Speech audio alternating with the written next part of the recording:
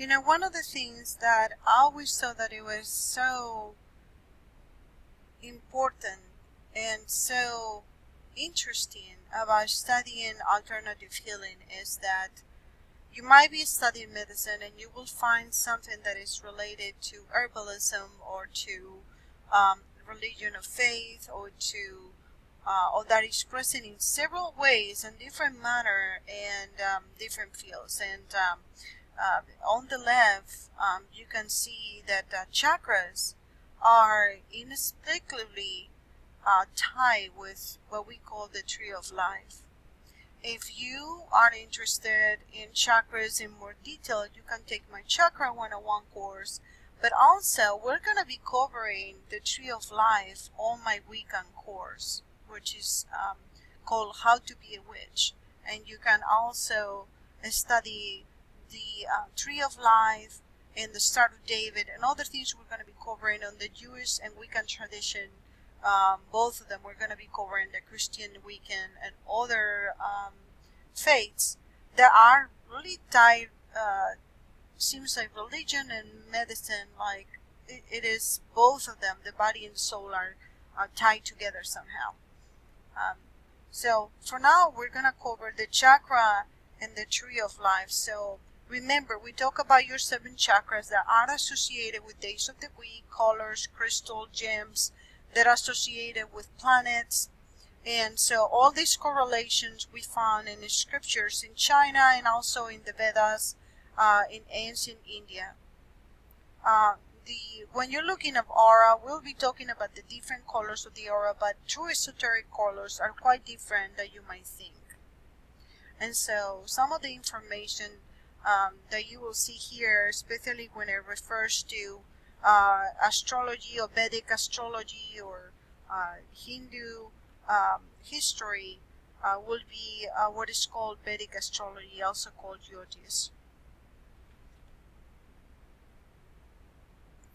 Now, in previous lectures and videos, we talk about auras and how each one of us has a biomagnetic field around us, and that this field is called an aura that contains individual energy blueprint.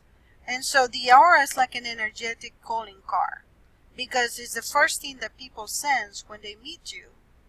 It's the reason that we're saying things like, he has an aura about him, or she's glowing today. Just like your fingerprint, your aura is unique to you, but unlike your fingerprint, your aura is shifting according to your emotions, health, and a state of mind. Now, we talk about the different kinds of bodies in the aura or auric fields, the 7 layers of the aura. The first 3 are closest to the body. The etheric, emotional, and mental subtle bodies represent your lower chakras and the physical realm. The middle auric layer is connected to your heart chakra, and it serves as the gateway to the upper chakras and divine energies.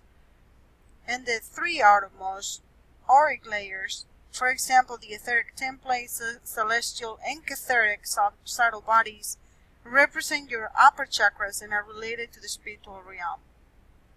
In other words, each layer vibrates at a higher rate as you move outward from the body, with the first layer connected to the root chakra having the slowest vibration, and the 7th layer connected to the crown vibrating the fastest. Some people who are sensitive or clairvoyant can actually see auras. By seeing them isn't the only way to experience them. Most people can feel, without knowing or having any kind of knowledge of this subject, others' auras. This is good because our aura is the most accurate representation of who we are at any given moment in time.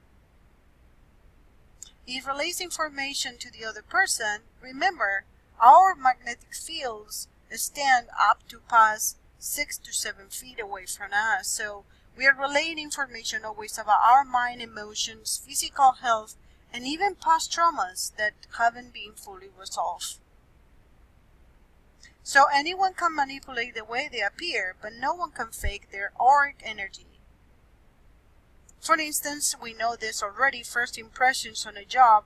A person can wear bold clothes to seem more confident, or put on a smile to seem happier, but there's no way to shift your aura to make it something that is not.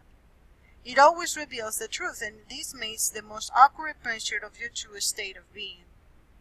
This is why first impressions can be so powerful, and why they often have nothing to do with appearances.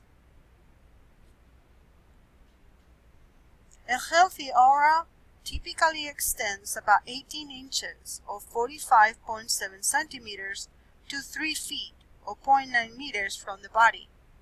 But people who have a lot of trauma in their life may have a much bigger aura, even as far as 50 feet, which is 15 meters. That is a huge distance.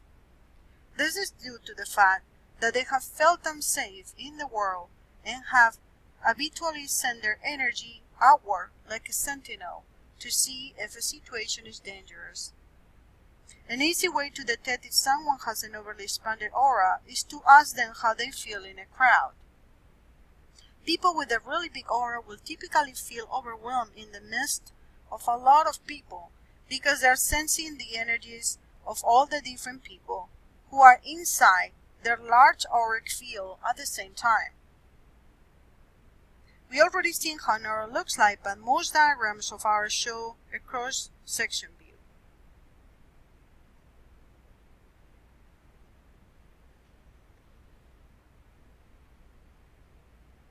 Now let's talk about, for example, we saw on the auric field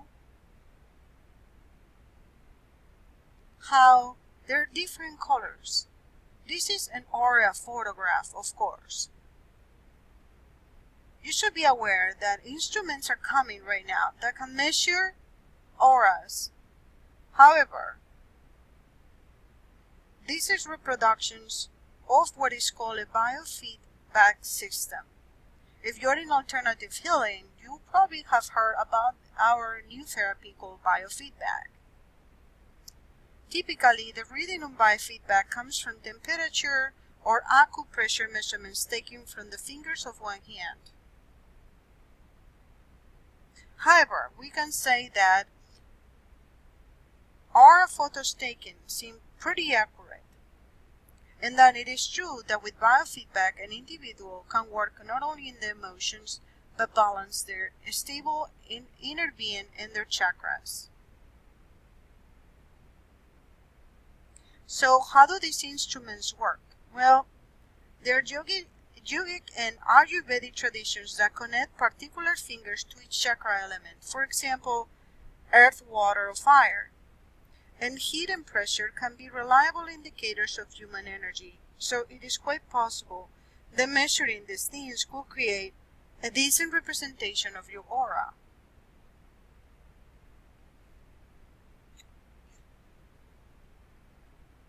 Some of the aura color meanings, and there are different interpretations.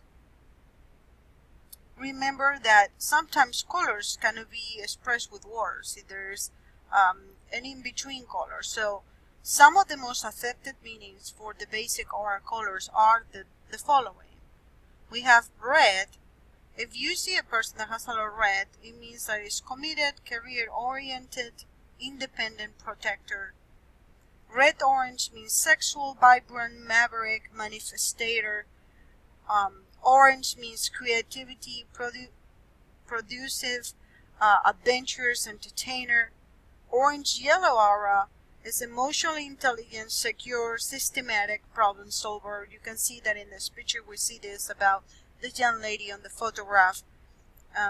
There's also yellow, intelligent, optimistic, confident, a leader.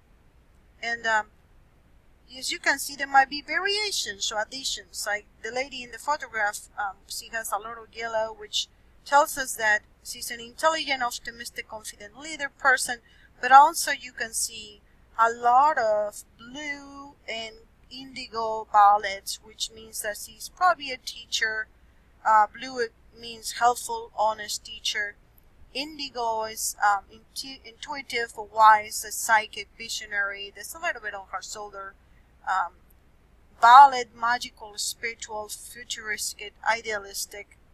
And white is divine, peaceful, pure, transcendent being. Gold is gifted, wise, life, guarded by spiritual beings, and silver, spiritually connected, abundant, energetically strong, and finally turquoise, communicative, insightful, sharing, healer. There are other colors that seems to come out when two people get close to each other. Some auras might seem pink, sensitive, unique, romantic, or innovators, and green, unconditionally loving, gentle, open-minded, and caregiver. Sometimes there are techniques in which you can work on in order to be able to see your own aura and see other people's aura. I hope that you enjoy this lesson, and the next lesson we'll start covering all the crystals. I'll see you then.